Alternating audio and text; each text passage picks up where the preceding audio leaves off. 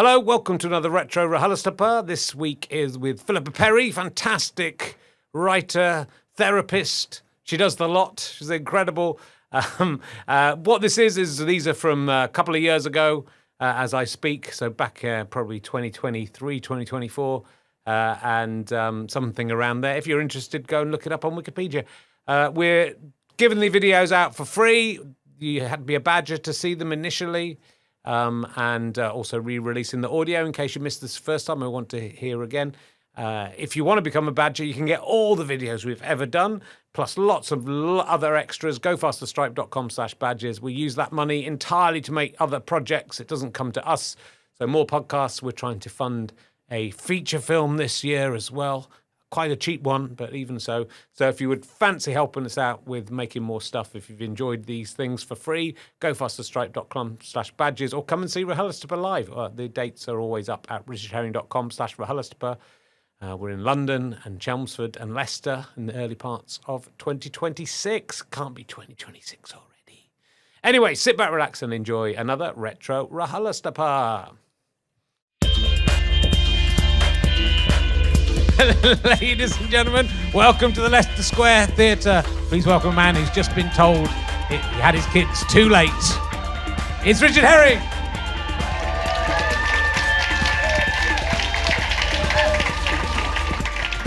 Thank you very much. Hello, my finest friends. Welcome to another Richard Herring's Leicester Square Theatre podcast. I was talking to the Anti-Growth Coalition. The other, which was everyone in the world, every single person in the world, apart from one person, and they called it RHLSTP. So I don't know if that's gonna catch on. We're recording this back in October, the mid-October, 2022. If you're listening in the future, this one will go out in I think December or late November. So things may have moved on from where we are. I don't know how many Chancellor of the Exchequers you've had by now, but. I'm guessing at least one more. But if I'd known Brexit would lead to the complete destruction of the Tory party, I would have voted for it. So, so well done to the people who had the foresight to see what was going on. What I think about that is, once a vote has been made, you can't just say, I didn't like that result, let's have another go, can you? You've got to see through the vote that you took. You can't just immediately change it. So you voted for this, you lost, get over it. But look, it's lovely to be here. This is the week that my book, Can I Have My Ball Back, comes out. I expect it's in the bestseller list by the time the podcast comes out. It's currently at 35,000 in the Amazon chart. But, it's not out yet. I didn't even know there were 35,000 books.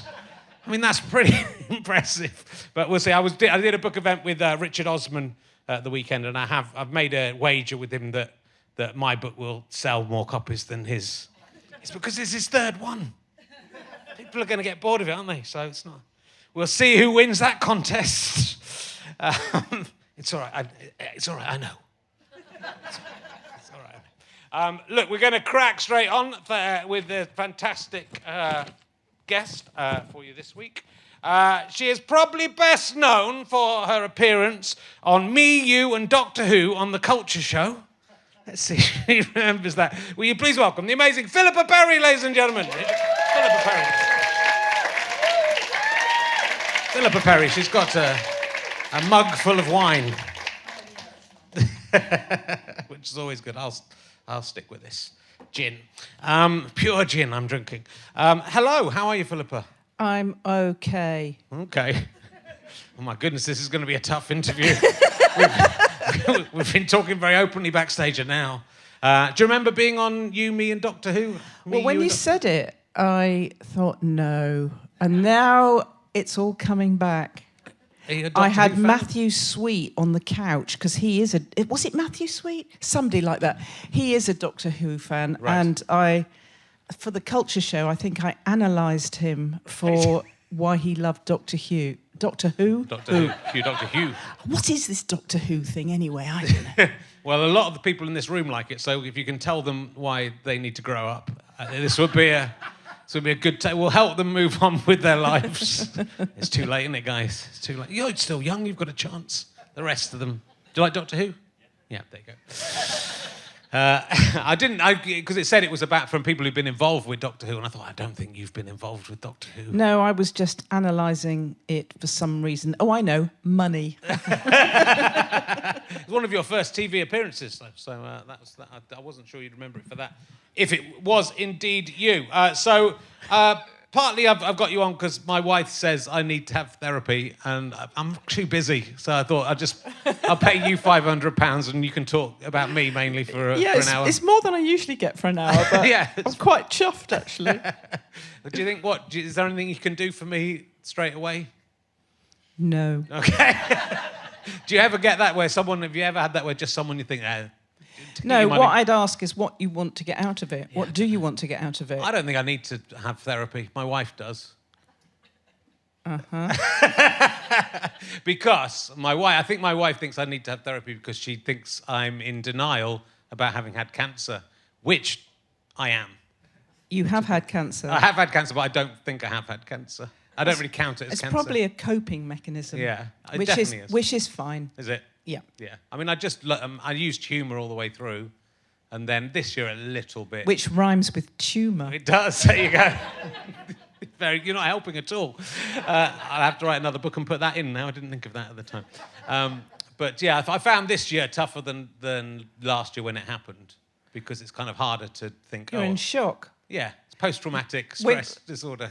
Don't flatter yourself. You've got that. No, what it is, when an emergency happens, you deal with it and you haven't really got time to process it at the time. But afterwards, you can go, what the hell was that about? And that's what you're in now. Yeah. Well, I think writing a book about it, I mean, it did help and it didn't help because it made me think about it quite a lot more than I had done at the time, probably. So, but I've written a book about it, Philippa. And I know, have you? Is this it? I know you. If I give it to you, you'll put it in your wood burner. You told me backstage. Can I have my ball back? Available from bookshops. Yeah, thank you. That I can put that as a quote now. Available from bookshops, Philippa Perry. It's fantastic.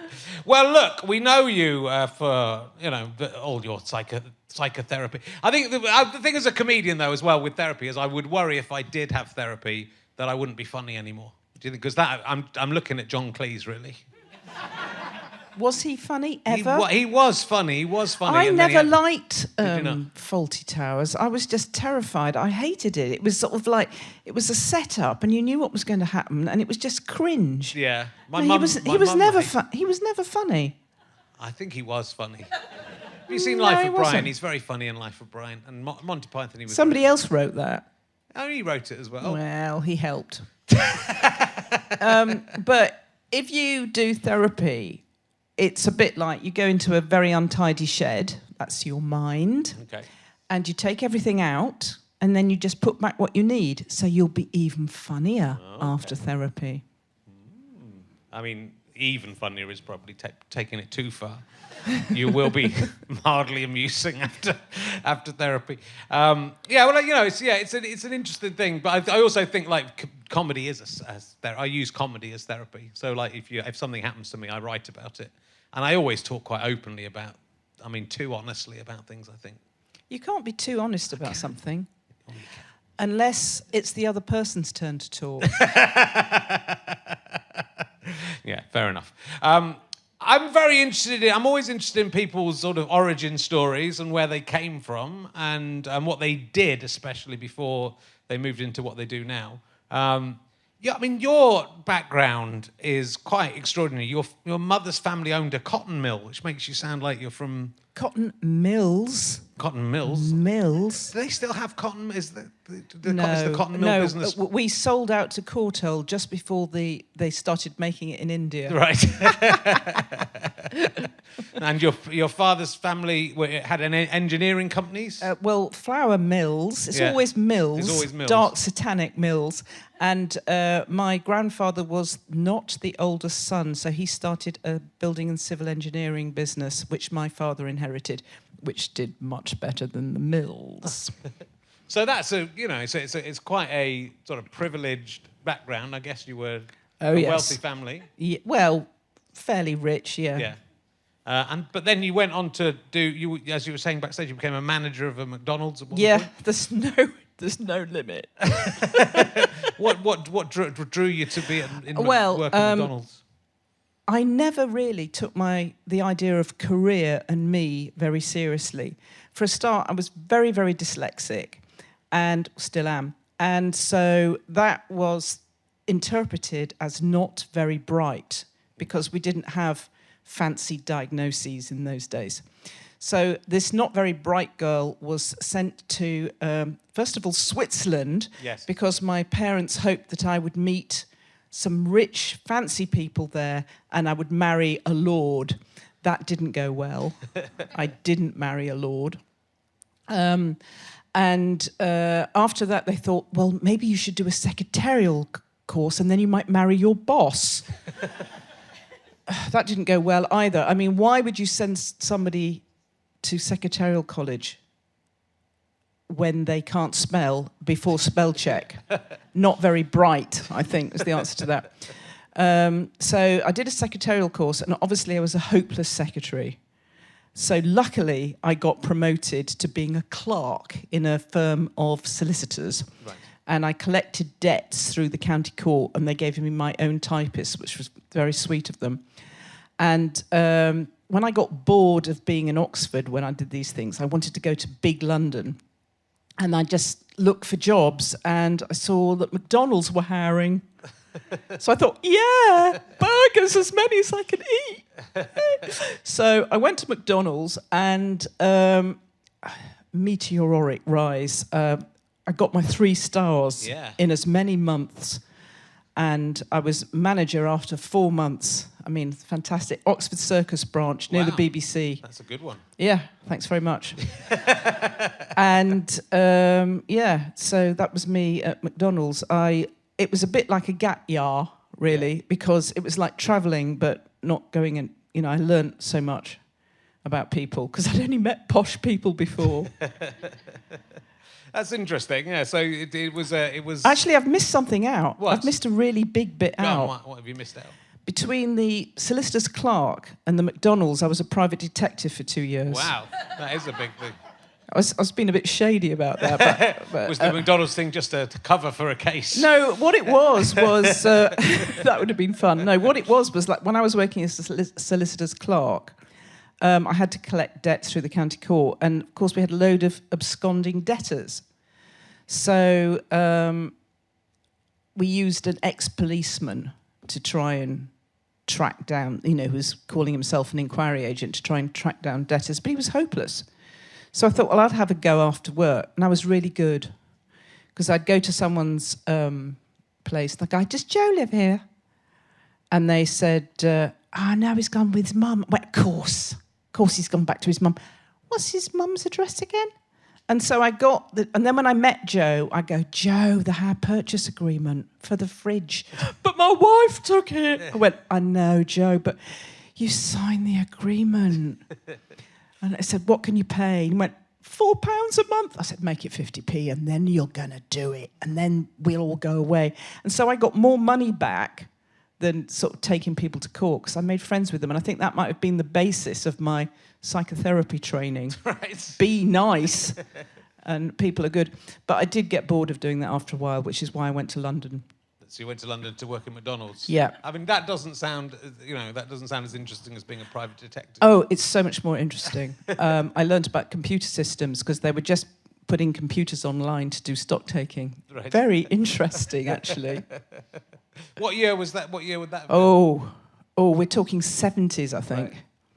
Because I worked at. No, maybe early 80s. I can't remember. In the late 80s, in 1989, I worked at the British BT writing the phone book, and they were only going over to computers then. So I only worked there for about 8 weeks. The first 4 weeks you did it all by hand, and then you did a computer course, and then you started the last 2 weeks you were typing them into the computer. So that's BT. If the phone book wasn't computerised until the late 80s, and McDonald's was computerised. No, we were doing computerised stock takes. Right, I'd say mid 80s, and it was very exciting. And because I had that experience, I got a job in Price Waterhouse as a IT person. Right. I may have invented the phrase, have you tried turning it off and on again? I'd read the manual and nobody else could be bothered, so that's why I became an IT person. I mean, it's you're sort of drifting. Oh, around I had from no thing to- direction. I couldn't care less.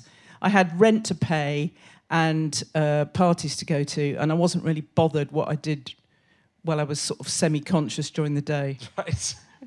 And so you sort of did a degree sort of as a mature student in fine art? See, what happened was some of my mill-owning aunts gave me some money before they died. They gave it to me before they died, which was incredibly generous. And so I didn't have to work. Auntie Joan gave me £50,000 worth of Glaxo shares. Wow. And so I didn't have to work. So I went to art school. I wish I had a mill-owning aunt. Yeah, I bet. It was great. I do appreciate it. Yeah. And so how did you get into psychotherapy from there? I've always tried to resist it. Yeah. I've always fought against it. It's a bit like you've got a vocation, you fight against it. No, I don't want to go there. No. But I'd find my feet going to the Swiss Cottage Library the whole time, which they've got a massive psychology section. And I'd sort of spend my weekends reading psychology, thinking, this is just research for doing some art. And, I tried to resist it. And I did all my art about sort of psychology and stuff. So I thought, maybe you really do want to read about psychology a little bit more. And so I didn't just become a psychotherapist. First of all, I did some volunteering at a suicide helpline. And I did that for about 4 years. Yeah. And then I did one tiny little foundation counselling course. And I thought that would be enough. And of course it wasn't. And I got hooked. Yeah. And then I did a psychotherapy course. And then I did an advanced psychotherapy course. And then I did a supervision course. And then I'm still doing courses. I love courses. Yeah. But you're very good at sorting out issues and sorting out problems. You've obviously written several books. I was reading your book, the book you wish your parents had read.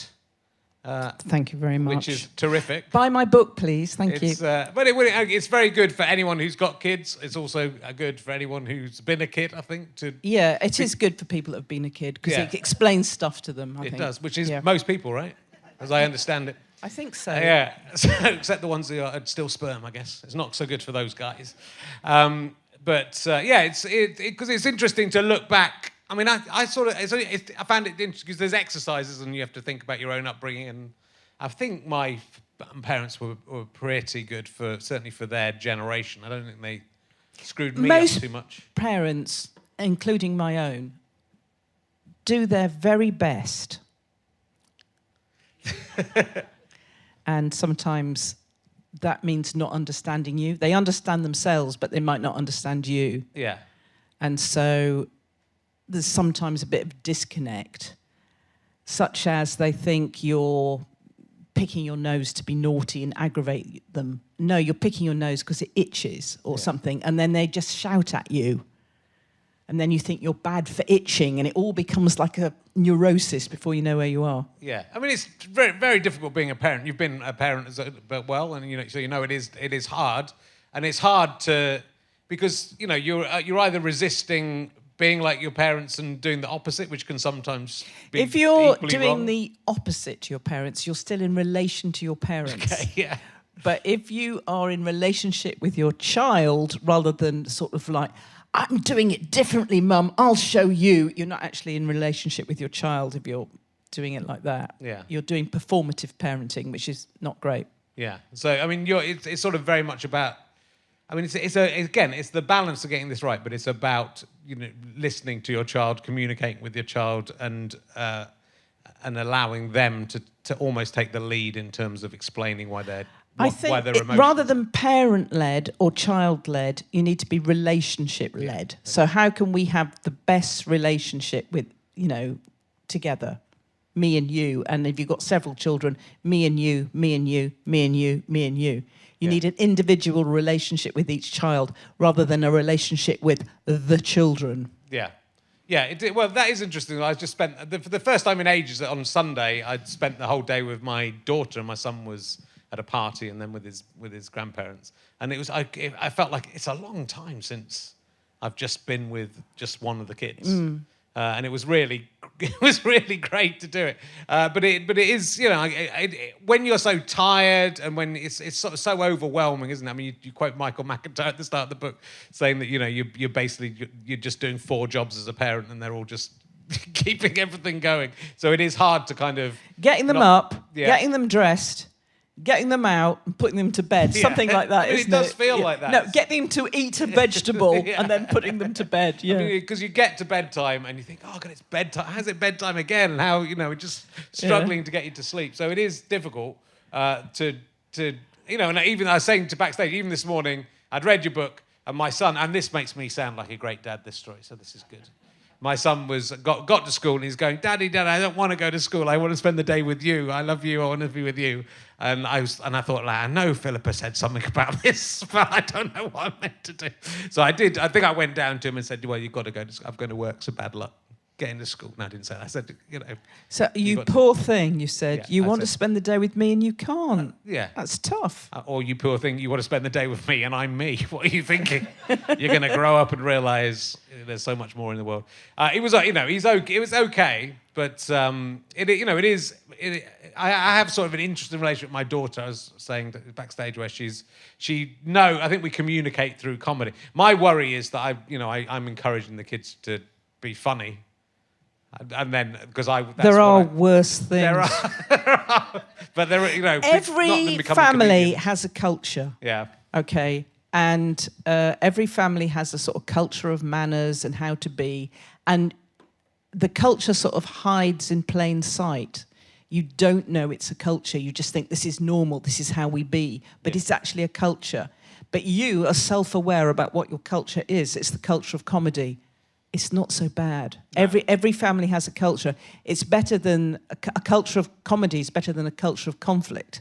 It is, but my daughter uses comedy as conflict. When I was in lockdown trying to teach my daughter, and I said, it was, trying to teach her Latin. Trying to teach her homeschooling, it wasn't Latin. I wasn't trying to teach her Latin. I was trying to teach her anything, and I said, just draw a picture, and then we can say at least we've done it. Just draw a picture. And she, after having half an hour of not doing it, she went fine. And scribbled this picture really quickly and then gave it back to me and said, that's you falling into lava because I hate you. I didn't think she needed to say that. And then she said, wait a minute. And then she took it back and then she scribbled this crocodile really quickly. It was amazing. Brilliant picture of a crocodile. And that was me falling into a crocodile in some lava. So falling into lava. And this is comedy? Yeah, well, I think this is, I thought it was anger. I don't know what she was angry about, but that's her. She was angry about lockdown. She does that all the time. So every card now she does me falling into lava. What do you think it's done to kiddie winkies that in their most formative years they were locked up with their parents instead of their peers? Yeah, for 2 years. It's not been do you think it made them angry? Yeah, I guess so. I think they didn't even know what they were missing out on. No, but it must have been really frustrating. I sort of worry more for my son was it must have been like 1 when he was when he went into it and was sort of 3 or 4 when he's 5 now, so maybe he's coming up to 3 maybe when it began. And yeah, he was confused why he was very sociable and he was confused why he couldn't see other people. But I think he didn't really understand that because he didn't know any different, really, I suppose. But it will be weird to see where that goes. I found it really weird, even though I could comprehend the reasons why I wasn't being invited out anywhere and why no one was coming to see me. But my body didn't. So I felt a huge sense of shame and rejection in lockdown because I wasn't being as normally sociable as I am. Yeah. And I think, well, if that happened to me, and I cognitively know why we're isolating, what's it like for children who are forming in that atmosphere of isolation?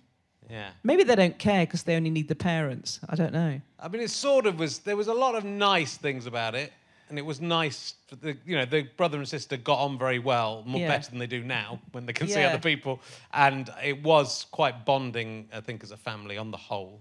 Apart from my daughter wanting me to fall into lava. Yeah, that's what I was wondering about that. Yeah. But she sounds like a great artist. she's really. I mean, I'm terrible at art. I'm very bad at art, and she is extremely good at art. I don't know. It's skipped a few generations. My grandparents on 2 sides were quite good at art, but I can't do anything. So they are now, my daughter's much better than I could ever be at art. I could show you our pictures next to each other and you would assume mine was the one done by a child. Sad to say. But yeah, I was thinking about it's interesting to think, all I can think about, my dad was very academically driven, and I think for my parents' generation, they'd sort of worked their way out of, working class, middle class, Middlesbrough by being clever and going to university and being the first people to go to university. So it was so important to my dad that you're academic, which I think was harder for my sister because she wasn't academic, whereas I was quite academic. But I remember being about my daughter's age, and I couldn't draw the number. I couldn't do a number 8 in one. I'd do a snowman rather than. Yeah. And I remember sitting in a cupboard under the stairs, practicing draw like Harry Potter, or a Roald Dahl character, practicing doing 8s and not being able to do it because I wanted to impress my dad. Is he impressed now? I don't think he is. No, I think. He says I can draw 8s quite well now. Oh, well done. You got there in the end. It doesn't matter if it takes you longer than anyone else. Your 8s are great now. Thank you. They used to come out as infinities, which in a way makes me cleverer, right? Than a normal kid. But that's on the side, isn't it? Yeah, it's on the side, sideways. I could do it sideways, but I couldn't do it the right way up. And I remember him being, when I couldn't do a sum in my head, I remember him just saying, "Oh God, there's something wrong with him." I was quite good at maths in the end. My dad. So that was the worst thing my dad did. My mum was too over. My main memory of my mum that she hates me talking about, that I have talked about, is she was very overprotective, and I'm a chicken, and maybe this is why. And I remember being on a barge holiday, and I was going to jump from the shore to the barge as it was going down at a lock, and my mum grabbed me because she didn't think I could make the jump, and it wasn't that far. And then my leg went down, because she dragged my leg went down, and got bumped by the barge.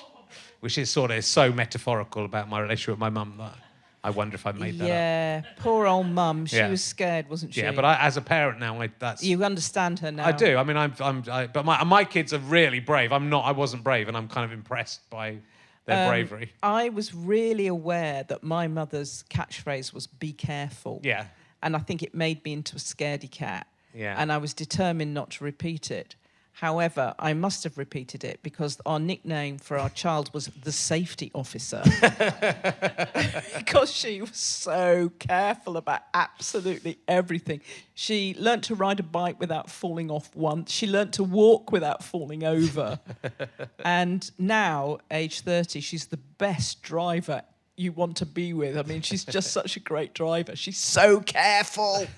She always leaves a good distance to the car in front. It's marvellous. Well, so being careful isn't a terrible thing. It's not a terrible thing, but on the other hand, she hasn't tried to climb Everest or anything. Yeah, I mean, I think I feel like I limited myself through fear, but how much? But look at you now. Yeah, well, it's not been so bad. I could do this, and most people wouldn't do this, but I don't count this as. But how can you know how much is nature and how much is nurture? Do you really think it's all nurture? It seems to you feel it's nurture. I don't think you can separate nature and nurture. I think that's a false concept. Right. You cannot separate it. We're just a mashup of both. Yeah. It's a mashup. I mean, some people might be more careful, and yet my mother's "be careful" might have gone straight through me and into my daughter. But it's not so bad. She's a great driver. Yeah. I don't worry about her because she is so careful. It's a weird thing to think, though, isn't it, that chain goes all the way back. I mean, presumably even back to the mother-child relationship. The parent-child relationship goes back to when we were in the cave. Yeah, well, before, like when we were monkeys, really, would still be like, there would still be stuff. No, come on, let's start at the cave. No, let's start at the monkey. That's like, there must be stuff that's instinct. I think, like, when you look at religion, some of that starts in, just being a monkey in a tree. Religion starts when we can talk, because religion is storytelling. And we are storytelling creatures, and that has always carried on. And this is what we're doing now. We're telling stories now. But then that's crazy to think there might be something that's a 5,000-year-old, 10,000-year-old piece of information that has passed from parent to child. Isn't it? That's crazy. There must be. It's possible, right? Every mother has passed on. Haemophilia or something. Every parent has passed on something to every child, unless a child has not known their parents. And however self-aware we try to be, and however much therapy we try and have, and how many books of Philippa Perry's we've read, we are still unconsciously passing something down. I'm sure we are, But because it's unconscious, I don't know what it is. No. But, you've thought about these things a lot, and your advice is, very wise and very considered and seems correct to me. When you heard it here. But, you write, you work as an agony aunt. Would you call yourself an agony aunt? Is that the correct advice columnist? Thank you. Agony aunt. I like agony aunt. But it was always my ambition to be an agony aunt. You can't believe how happy I am with my job. I love it. That's a big responsibility, though, as well, to get a problem from someone that you're only seeing a letter. Not as big as responsibility as being a psychotherapist. It's like being on holiday. Fair enough. But, do you think people will... Do you think people take the advice from the columns? Do you think they go with it, or is it just a way to steer people? Probably not the person who's written into me. No. But I think people reading the column, they have written to me and said, "Oh my God, you've made such a difference to my life." I think, good, that's really nice. Thanks very much. Good advice is what you already know but have never articulated to yourself. So if I manage to hit that button, you go, yes, and you can feel it. But it's only because you knew it already. Okay. So that's what advice is. Yeah. Advice when it doesn't land is useless. Advice when you didn't know it already, you can't hear it. Yeah. But sometimes you know it in your bones, but you didn't know the words for it. And that's where I come in. And do you think that asking for help is a sign that you sort of know what you've got to do? I mean, is the asking Well, the great part thing about asking for help is that you have to articulate it.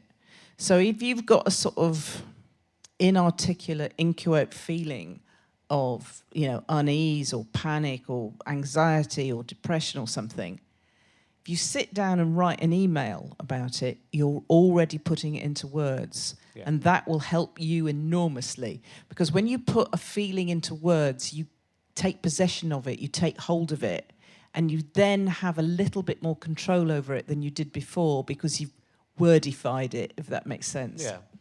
I mean, I found through the stuff I've done, which is, a bit more like open about sex and, genitalia usually, and, the slightly more serious shows I've done about that I did a show called Talking Cock and a book called Talking Cock, which I had a questionnaire and asked, an anonymous questionnaire that people were very honest on, I think. Oh, right. But it's sort of just being able to voice, to men especially, I think it might be true, just be able to say, like a third of men think their penis is too small, and it doesn't matter if it is, but most of them, it isn't anyway, or whatever. The small penis I found very interesting. Yes, me too. I did a column about it, actually, because a chap wrote in that said his life had been ruined by having a small penis, and of course it hadn't. That had been the metaphor for, he'd put all the time he'd been humiliated, all the times he'd been told he'd never amount to anything, he'd blamed it all on his penis. So he had it in. Oh look, I'm pointing to it. Yeah. He had it in an area, and so he thought, if I could just get rid of that, then I'll be fine. Yeah.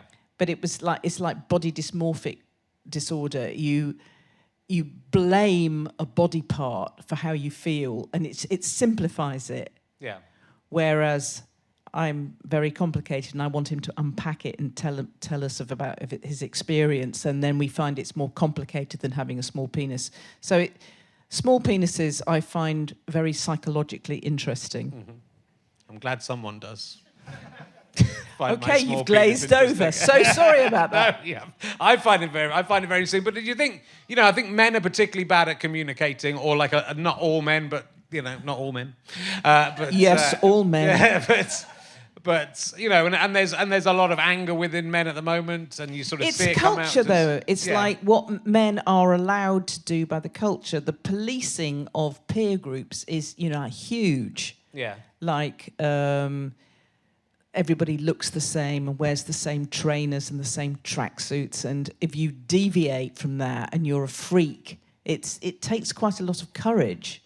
So, and I think girls' culture, I think you're allowed to be, maybe it's a little bit more flexible, but boys, I think, are maybe because they have certain expectations put upon them in their youth, like they shouldn't cry and cliches like that, that they rigidify, they get a bit stiffer. So they've got less parameters, they've got less room between the parameters to move and be themselves. And I think that makes it harder for them to, be expressive. Yeah. I mean, I'm talking in huge generalisations No, I think, here. but it is sort of true. In the book, in passing, you mention like internet trolls, and certainly you have quite. It's a long time since I've read it. I'll tell you, there's a bit where you're talking about people, having to go at celebrities on the internet and just going, it's like, why are you famous and I'm not? Is basically, I don't understand why you're famous, which is basically the impetus of it. And I feel that's quite interesting about anyone who's negative out of nowhere on social media, which obviously happens a lot. You kind of think, well, this is a problem with you. You realise this is a weird thing to do, to come to someone you don't know. It's projection, isn't it? Yeah. You see someone out there and you just put all your faults onto them, and then you can get really angry with them, and so you externalise your internal process. Yeah. But I wonder whether if people... Because people get very upset by negative... people. It's unusual, I suppose, isn't it? For most people, you don't... In daily life, people don't come up to you and go, you're a horrible fucking whore and I hate you, to your face. Not every day. A little bit to me. But it does on social media. Yeah. And then, so therefore, it's quite difficult to cope with. People get very upset with it. But I think if you view it from the other way around and go, why is that person doing this? Then I think you suddenly feel a bit sorry for the other person rather than taking it personally. I never go as far as feeling sorry for them, but I try not to take it personally. I try to talk. I don't get involved. I do not talk to them. I found that I have blocked. I looked at it the other day, how many people I've blocked, just to make my life sort of calmer. It's like over 4,000 or something. I think it's sensible to block people, but it is quite interesting. Or mute. I mute because then they don't know they're blocked, so it's much better. I've found when I go and try and go, when I say, why are you doing this to me? Why don't you analyse why you're doing this? And people are very reluctant, obviously, to turn the mirror on themselves. I'm just trying to do my surprise face. But eventually they will sort of... there was one guy I kept on saying to him, and eventually I'm here if you want to talk about whatever your problems are, whenever they are. That's very sweet of you, but I charge. And eventually I had almost a funny relationship with him after. Wasn't it Mary Beard who said, does your mother know you've written this? And she sort of got the mother involved, and it was brilliant. And she did do some stuff. The boy was quite contrite in the end. Yeah, I mean, I think that's if they realise you're a real person, or if they realise that women are real people, which I think some of them don't, then I think there may be a way out of it for them. And I think that it does feel like a societal problem. And it's not really an individual problem. It's almost like we need to re-educate people. All problems are societal problems. I suppose they are. It's very easy for you to come here with your cleverness. Very easy. It's very easy for you to come here with your cleverness. It is because I could pretend I'm stupid as well, so I can have the best of both worlds. I like the bit about... I didn't know about this. This is sort of by the by, but I want to talk to you about it. We were talking about breastfeeding backstage, but is this true that when a baby is like first born, if you place it on the mother's abdomen, it will work its way up to the... Yeah, we're animals. Yeah. You don't see with a baby foal another horse midwife come and place the baby foal on the horse udder, do you? No, they find it. And if you put a baby on a human that's just come out of it, the baby will wriggle and find the nipple. Go and look at the internet, go and look at the videos of the breast crawl. Humans do this naturally. We're always doing too much for our children, and they can do quite a lot for themselves, and it starts from birth. Yeah. I mean, obviously there are exceptions, yeah. But on the whole, the baby if you just give it time, we'll to put the baby on the mum's tummy and they do the breast crawl and they find the nipple by themselves. The problem is that the NHS don't give you that amount, because it takes about 45 minutes, right? 45 whole bleeding minutes, Well, we didn't have that time. My second child was born in a cupboard, basically, in the hospital, or in an overflowing hospital. Yeah. And would literally at the last possible Hope minute, it was a cleaning cupboard. It was fairly clean, I think. Yeah. But it was, my wife had wanted, my only job was to make sure that she got the drugs. And the doctors kept on saying, no, it's fine, it's fine. And they wouldn't examine my wife, though. But my wife was saying, I think something's happened. They wouldn't examine. They said, no, you're fine, it's not yet.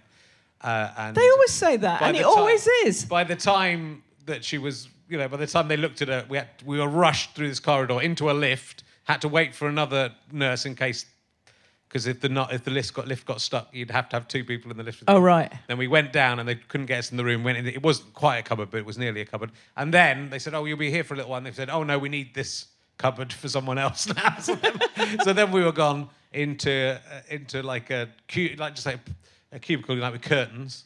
And we were trying to breastfeed the baby.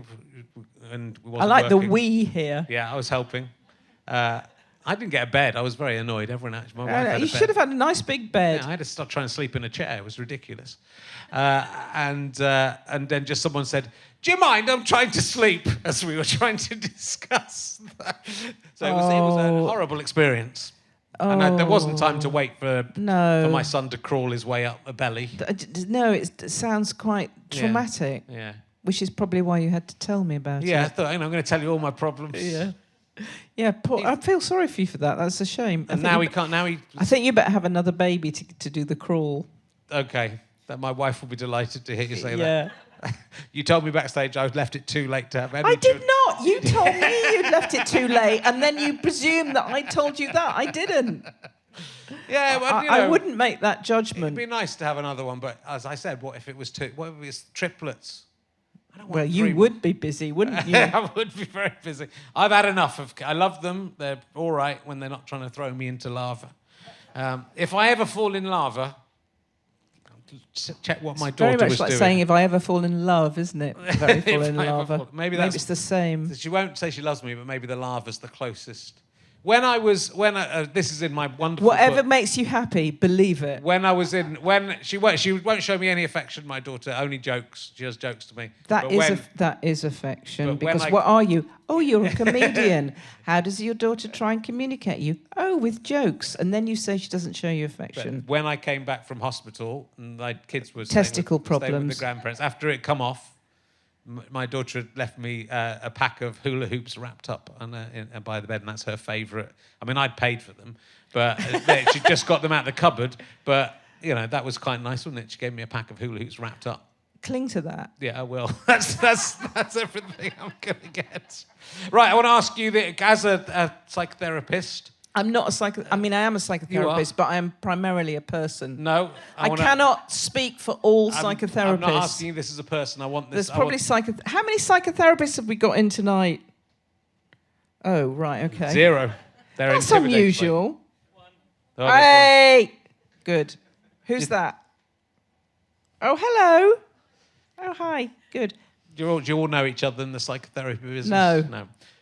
It's just that I cannot speak for all psychotherapists, so it's good to have another one to have a different point of view. As long as you give the right answer to this, then it will be a definitive answer, and then we can get it over.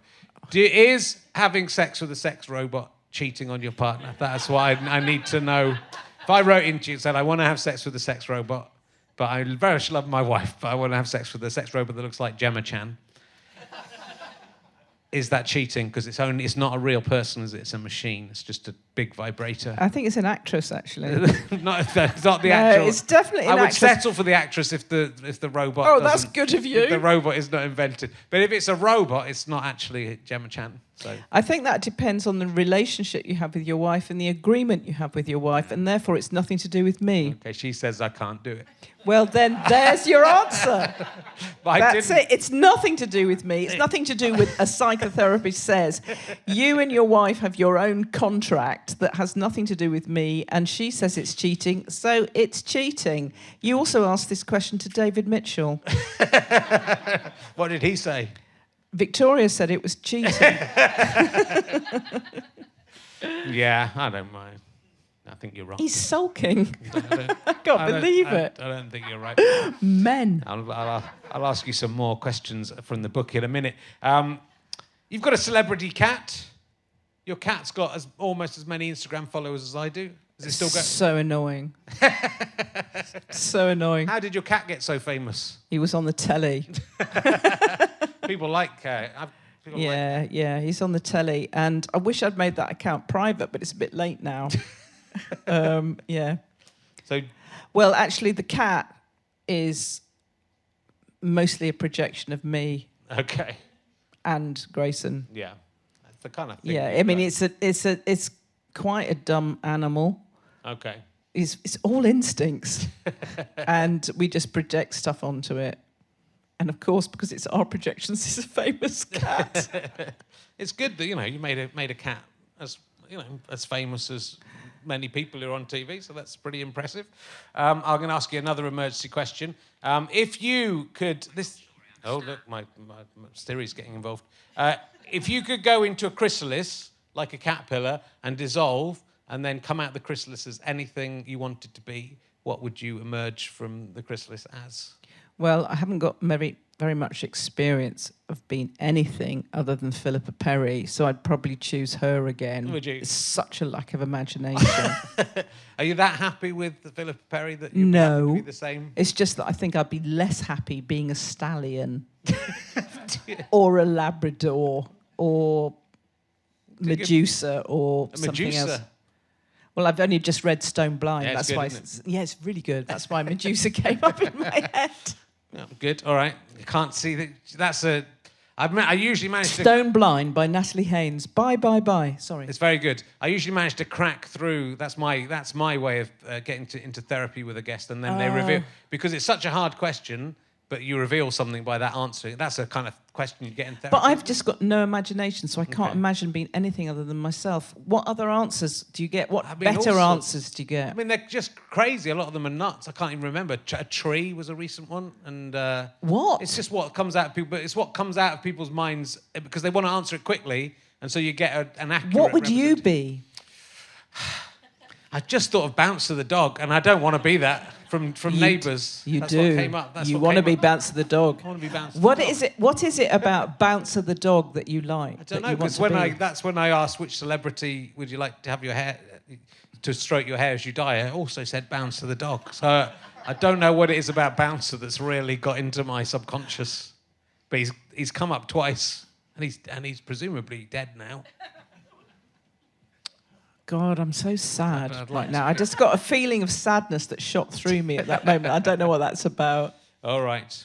This is a kind of art question, and you're a fabulous artist, I have to say. Thanks very much. If all the world's art museums and art galleries and museums got together and said, we love everything you've done, we'd like you to have one thing from all the art galleries and museums in the world that you can keep, which thing would you like to have? Now... When you said that, that you have to say the first thing that comes into your mind. Yeah. And I fucking hate the first thing that's come into my mind, which was a really large Alsam Kiefer. And he did these horrible post-war landscapes about as big as the back curtain of this stage. Okay. They're all in really horrible brown and beige colours with horrible, nasty bits of rubber and metal and straw stuck on them. Wow. And I'm really annoyed that is the first thing that came up. Why did you think of that, do you think? I think they're brilliant. I do think they're brilliant, but I sort of also like colour, and that is really beige. Yeah. But they're quite violent and sort of shocking, and, they make a nice backdrop for when I'm watching Antiques Roadshow on the telly, having that Alsam Kiefer in the background like that. If you had to throw tomato soup over a work of art that's in an art gallery, which painting? Anselm Kiefer, it would liven it up a bit. That's what I was bit of colour would be good. A bit of tomato soup on there. I tell you what, some tomato soup on a Van Gogh is fine because it's varnished. It just wash off. If you threw it on an Alsam Kiefer, all that straw and stuff, you would ruin it. So, guys, a bit more imagination next time you throw soup. Thanks. I don't know if they were really trying to destroy it. I mean, it's behind glass, the Van Gogh. They slightly damaged the frame, I think. Has it? No. Oh. They had to clean the frame, I think. Oh, what, with a toothbrush? They had to wipe it. Yeah. Wipe it Anyway, down. aren't those kids sweet? And they're trying to save the world, and good on them. I kind of liked it. A lot of people my age were very upset with it. I think it improved the art. I mean, it's such a cliche, that art. We're so tired of seeing it. Sorry, did I say something bad? But art's, it is about building on previous generations. It's all about being influenced by other works. I'm sure Van Gogh would have loved what they did. Yeah. I mean, if Van Gogh could understand... He wasn't that precious about himself, let alone his art. He wasn't. Out of all the people... I mean, Doctor Who, you know this, contemplated this, but out of all the people, to have his life and then... If you could be fast-forwarded 100 years and go, here's this thing you drew, it's worth £1,000 million. Why? I wonder. Yeah, I don't know. He'd still be himself. He's still within himself. He'd still be tortured. Yeah. He'd probably find a reason to be miserable, because that's what people do, unless they have therapy with me. Yeah, you haven't helped me so far. I'm not allowed to have sex with the sex robot. It's the only reason I got you on. You need boundaries. I've got to, I haven't... So far, all the You haven't paid me yet. I'm going to pay you. All the robots I've seen so far, I don't fancy either. They're rubbish, aren't they? They've all kind of got metal hands. That's right. You stuff. taught yourself out to it. I'm not into that. I don't want all metal hands. Before we got on stage tonight, I was chatting with your sound person and your director and people, and they were just showing me pictures of their phones of sort of sexy robots. Were they? Yeah. Yeah, we're all into it here. That's how we got together. I'm only employed people. I'm noticing a theme. We have a similar interest. We got together and said, shall we do a podcast while we're waiting for the robots to get good enough to fuck? Let's do a podcast. It's gone on for 10 years because there's still not been a good enough one to get us there. I was watching the Art Club today. Oh, the Art Club, yes. The Graysons Art Club. I just thought I'd call it the Art Club. That's very sweet of you, because they seem to have forgotten my name. They do seem to have forgotten that. I did think that was unfair. Yeah, thanks very much. You play a big role in it. I know. I watched the one where you were drawing, everyone was doing pictures of the Queen. I think this was before she died, though, right? Yeah, that's right. Yeah. We were doing the Jubilee. Yeah. Yeah. And you with Prue. That's right. With Prue. Who is a jolly good sport. That's good. You made a nice tankard of the... Two tankards I made, because I thought one would explode in the kiln, but they both came out. So okay, there you go. There's luck. That's good. And there's some nice stuff coming from people, but you're getting a lot of... You're inviting people to, like Vision On, to send in their own works of art. Is there any... If we can't return your works? We never return any of it, no. We get about 10,000 an episode. Right. And what we really wanted to do was Grayson's Art Club After Dark, because we also get sent quite a lot of very sexy images. And I thought, if we did Grayson's Art Club Fetish Week, we'd certainly have enough stuff. And... people have some very weird fetishes and make some, I think, really good art on it, because it's very heartfelt, or maybe not that organ, but it's certainly felt. And, we don't show any of that. What a shame. Well, you could do that. Fetish Week, After Dark, show it at 2 o'clock in the morning. Perfect. Yeah. I mean, it's sort of a heartwarming, sweet programme on the whole. I think fetishes are heartwarming and sweet. Well, they are. Yeah, they are. You and your robots. It's sweet. It, it's harmless. No robots are harmed. I will harm them. Well, at least they're not humans. At least I hope they're not. I won't. That's the whole point. I can't form human relationships. No, I'm joking. Let's edit that out. I looked weird in that bit. Is it strange for you to have become like a TV celebrity and out of all this? Or I don't know that I am a TV celebrity. I mean, celebrity is something that it belongs in somebody else's head, not mine. If I'm the same person, and if loads of people recognise me at Sainsbury's, I just find it really weird. But it's getting less and less already, so it's fine. But it's not a part... I find in Tesco's, I don't have a problem. Yeah. Waitrose, massive problem. Okay. So I just shop at Tesco's and nobody bothers me and it's fine. And save some money. I don't care. Remember the Mills? That's true. Yeah, fair enough. But that, it wasn't something. It doesn't feel like something that you sought out. It's happened to you rather than you trying to make it happen. Oh, really. I don't know. My ego's pathetic enough to need the little kick of it. Yeah. So a part of me likes it until I get bothered. Yeah. Yeah, I do like it. It gives you more choice. I've got more choice. You have more choices in life. There's more you can turn down and decide not to do. I like that.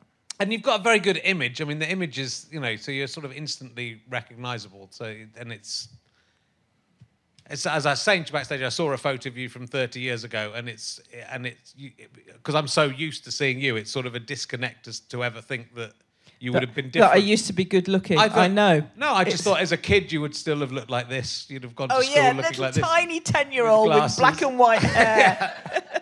And so and you were and are gorgeous. So thanks very much.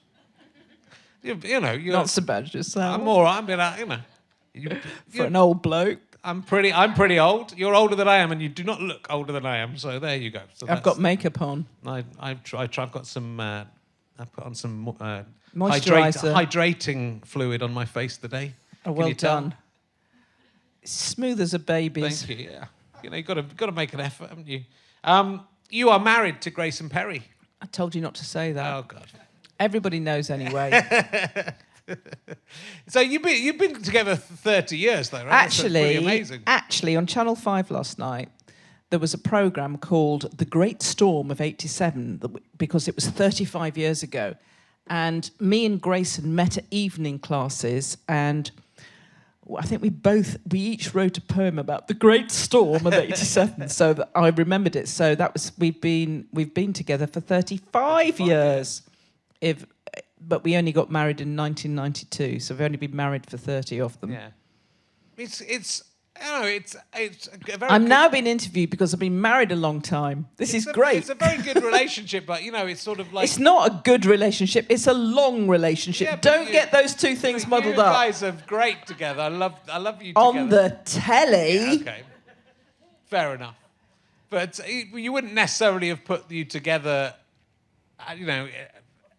I mean, it is handy that we like each other, yeah. I mean, otherwise it could be really awkward. But you're quite different personalities, right? But you complement each other. I have no idea. I'm right in the thick of it. I cannot look at that from the outside. I'll leave that to you. But was it? And then I would think in the 1990s, Grayson's choice of lifestyle. I met him in the 1980s. And then even in the 1980s, I'd have thought that his lifestyle might have been confusing to some people. What lifestyle? His transvesticism might have been confusing. I've always had a thing about a man in a dress. Have you? Yeah. My dad used to dress up as a woman for rugby club dinners. I blame it on that. But it was forward. It was forward. He wasn't the first transvestite I went out with. Very good. There we go. At least I don't have a thing for robots. I have a thing for transvestite robots. That's robots who are dressed. Maybe I could get into that. now we've found your place. Good. I'll ask you another emergency question. Oh, I love the questions. Okay. I won't ask you the human centipede one though. At this point, have you ever been in a police car? No. No. I don't know why not. I feel like you're. Grayson's been in a police car. Never been making a documentary, but I haven't. Well, let's go out and commit a crime tonight. Like a minor crime. What sort of crime would we commit? I don't know. We could go and smash. You could knock a policeman's helmet off. I couldn't. Okay. We could smash a window. I couldn't. We could break into McDonald's and Oxford Circus. And I couldn't. Give away burgers. I couldn't. I've just noticed you've got really small feet. You know what they say? Small feet. Oh, no. Small feet, one ball. Oh, yeah, you've got tiny, tiny hands. I've got the same size hands as Hermione from Harry Potter. Oh, they're so cute. Thank you. You'll never play the piano, but they're so cute. I did have piano lessons, and it was a problem. It was an issue.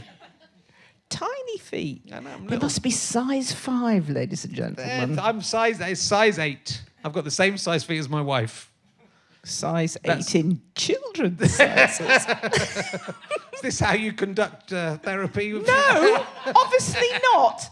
And I'm half a mug of wine down. I don't drink that in therapy either. Maybe that could that work with a drunk therapist? They did that, didn't they, on Sopranos? She was so nervous, so she used to have a couple of vodkas before Soprano came to him. I don't think it helped. Do you think it would be better if the human race just wiped itself out? Probably. Yeah. Yeah. We could do it. I mean, we're doing pretty well. Do you think we're doing really well on that. I think we will wipe ourselves out before anything else does. Yeah, and then, the lovely, cuddly, furry animals can just get on with it. Yeah, I think we might take most of them. We've taken a lot of them with us already. I know, but maybe cockroaches are going to survive, aren't they? Little sweetie, little kinsey-winsey cockroaches. But, they're going to miss our dropped custard creams, aren't they? Oh, yeah. The only thing that could have destroyed us is asteroids, and now we can deflect those in a celestial game of snooker. I think we're getting a little bit too near sort of Boise robot things. Can we have another question? Okay, another please? Question. Who is the biggest idiot that you've ever worked for? I can't really say that because, litigation and stuff. Fair enough. You could say me. You've worked for. I haven't really worked for. No, I'm enjoying working with you. Okay, good. Is there a greater philosophical tragedy than the loss of innocence? That's a good question, isn't it? Yeah. How would you answer that? I just feel that, when you've got kids and when you remember being a kid, it's kind of nice when you're in that period of where you don't realise how awful the world is and that's all shielded from you.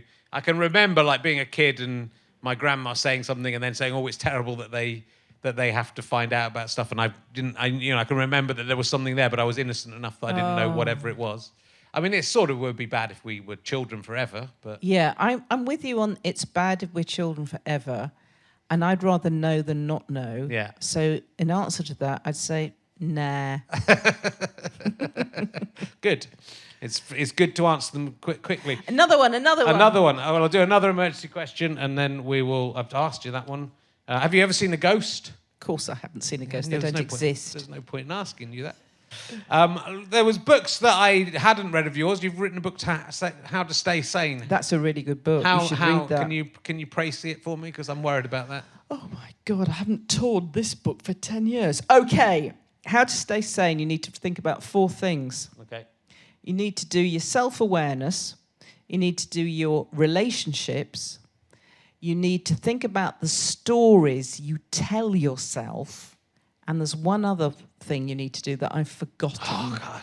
I'm going to have to buy the book. You're going to have to buy the book to find out what that is. And when you've got all those down, you'll stay sane forever. I don't know, because we were talking about this again before, about the kind of pressure of growing older and kind of waking up. I wake up anxious in the middle of the night. I didn't for ages. I remember what the 4th thing is. What is it? Go on. We need good stress. Okay. So that means we need to... No, you haven't. We need to... Well, you might have. We need to give ourselves enough stress so that our brain keeps ticking over, but not too much that we get overstimulated and it's too much. Okay. So we need self-awareness, good relationships, good stress, and be aware of the stories we tell ourselves and the stories we live with. That's the culture. I'm trying to clear all the stones off a 35-acre field near my house that's very stony. I've got like a few thousand of them off. There's probably 1 billion on there. Yeah. Do you think that's crazy, or do you think that will keep you sane? I think that's quite a good job. Yeah. I think that's a good job. I think you need to do that. Okay. Keep going on that. I'm just trying to make order out of chaos. And also, it's my art project. I was hoping to win the Turner Prize for this, but no one's... Well, you might do. No one's given it me yet. Well, it's good that you've told us about it. Okay. What are you doing with the stones? I put them at the side. I'm trying to make a wall that's visible from space all around the edge of the field. I think this is quite sweet. Keep going. There's a cairn I've done sort of in the middle around a tree that you can see on Google Earth. That's brilliant. Yeah. But I don't think that's from space. I think this is quite sweet. I think you should continue with this. Good. That's all I can do with art, because I can't draw. and I can't. I've got my tiny hands. I can't think make people. anything. Yeah, your hands are too small for anything. They are tiny. Makes Donald Trump look enormously handed. I think people who can draw have a huge disadvantage when it comes to making art. Okay. Because they just do drawings and they don't think. Whereas if you can't draw, you think, what can I do? You think, I can clear all the stones from this field. And then you make a half-decent, interesting bit of art. Okay. But if you just drew a picture of a cairn or a field... Exactly. And that will just dissolve, whereas in 1,000 years' time, my wall that's visible from space will still be there. And people go, I wonder who made that. I think you need some help with it. Get some helpers and help them with their mental health, because picking up stones is good for everyone. Yeah. Or maybe prisoners in a chain gang. Maybe. I had a bloke who lives nearby who tried to throw them all back on again. Bastard. Yeah. Could have become a little battle between the two of us, but luckily he stopped after doing it once. That bloody Stuart, what's he called? Look, there's loads of things we could talk about, and I'm just warming up. I think if you forget the first hour, I was a bit nervous then. I'm all right now. You were fantastic right from the start. That's very sweet. Do you think? Well, let's talk about getting older, because I think it's happening to us all.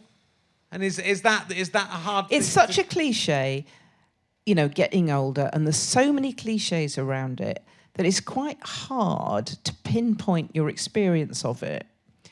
And yet, there's things like not knowing where you are when you wake up, not knowing what age you are when you wake up, not knowing who's died and who's alive when you wake up. And then a second later you remember, oh yeah, my parents died 10 years ago, or whatever it is. But in that moment when I'm just waking up, I have no idea whether I have to get ready for school or not. Yeah. It's quite strange. The other thing is I started to walk here tonight, and I came by bus to get here. You did say you send a car, but I can't bear being sent a car. It's so stressful because you never know whether they're going to turn up or not. So I walked and got a bus. And I started walking, and I thought, my leg's really hurting. I have to go back home and get my stick.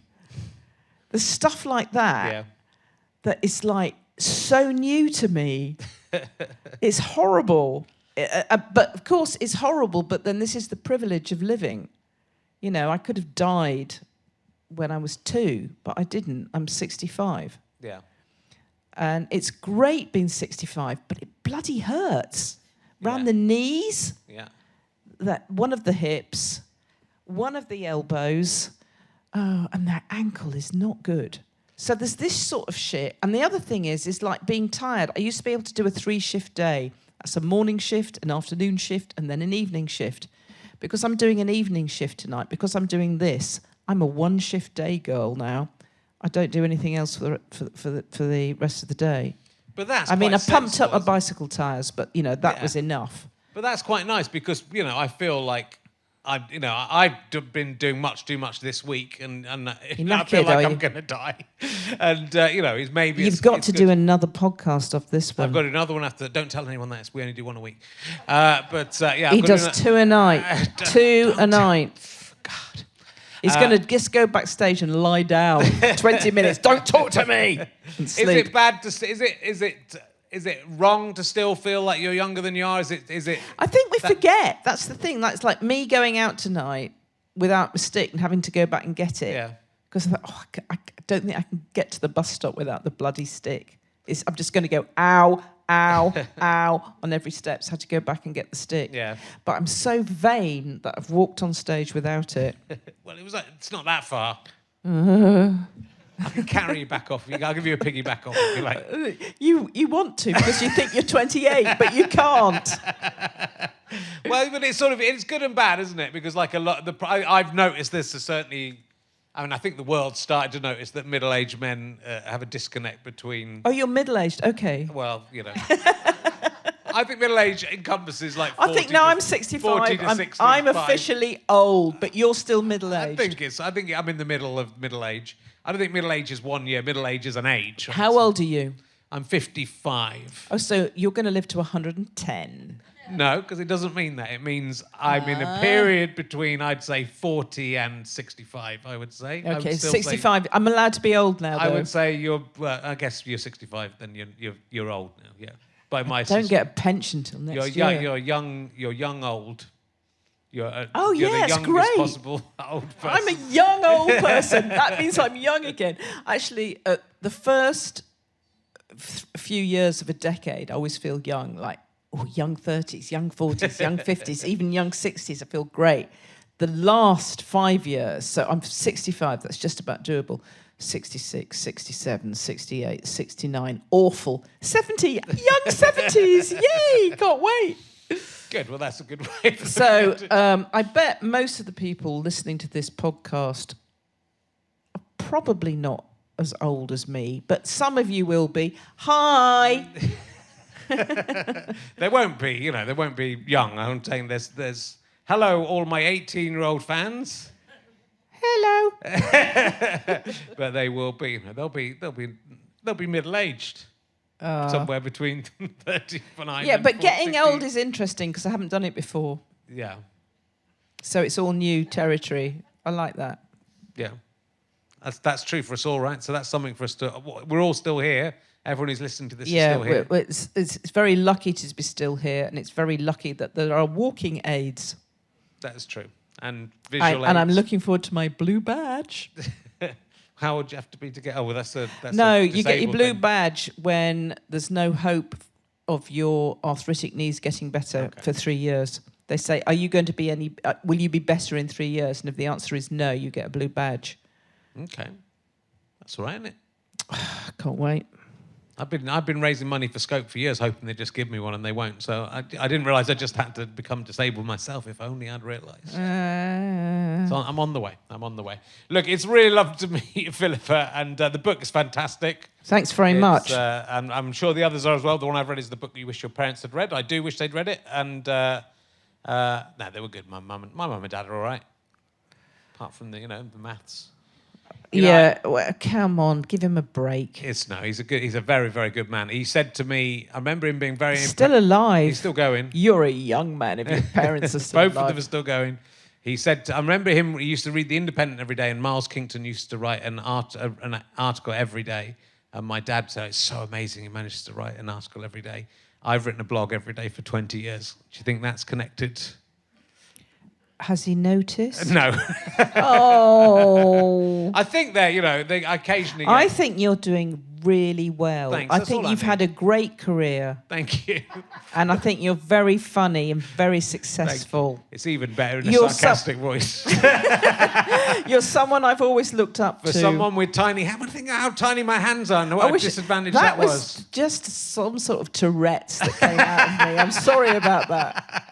You just said the feet. I brought up the hands, to be fair. Look, it's fantastic to meet you, and I'm a huge fan of yours as well. And your book's fantastic, and your column is always worth reading in the Guardian. Always worth reading. Yeah, great. Put that at the top. It's good. That's what I'm saying. It's good. Ladies and gentlemen, please give you up for the amazing Philippa Perry. Thank you very much. Thank you for listening to that. I mean, I think you're all amazing. I couldn't listen to someone talk about themselves that long. Thank you. Unless I was paid. We'll see you next week. You have been listening to RHLSTP with me, Richard Herring, and my guest, Philippa Perry. Thank you to Scant Regard for playing the music. I'm indebted to my producer, Ben Walker. I'm indebted to Chris Evans, not that one. I'm indebted to everyone at the Leicester Square Theatre and everyone from Go Faster Stripe and George the Incompetent Soundman and everybody. It's been so lovely, and everyone who knows me. This is a Sky Potato Fuzz and GoFasterStripe.com production. Tell your friends about the podcast and listen to another one right now. Thank you. Goodbye.